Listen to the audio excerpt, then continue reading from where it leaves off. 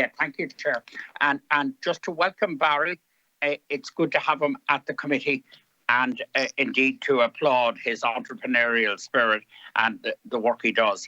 I don't specifically have many questions, but I just wanted to come in to say that the idea is very exciting. I do think, in a general sense, that the future is again with rail.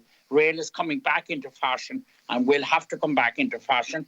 I suppose what would be interesting, you might, if you could flesh out a little further, I presume you're using international data to make the proposition that those towns would grow exponentially if you would grow in a massive way if we got the railway up and going, the high-speed railway, that it would cause the urban growth then to justify it, so that you'd have the reverse effect, if you like. You'd get the population then. That's the big thing I presume you would need to convince people of, particularly in the private sector. I presume the European Investment Bank and various agencies like that would be interested in the project. I was distracted for a certain amount of your presentation, so I don't know if you alluded to sources of funding at European level.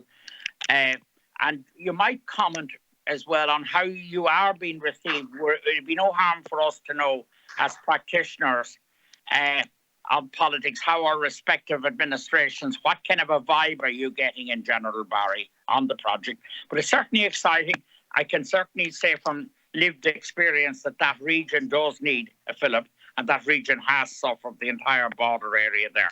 So it's a very interesting proposition. It's a good project, and I personally do think the future is with rail, and will have to be grasped on that basis. The only issue now is to establish, the business case for it, really, in all instances. And a reference was made earlier there to, I think by Vincent, to the Kingscourt, the Kingscourt Navan rail line, and all of those, I think a number of those will have to come back into focus in the future. Thank you for that.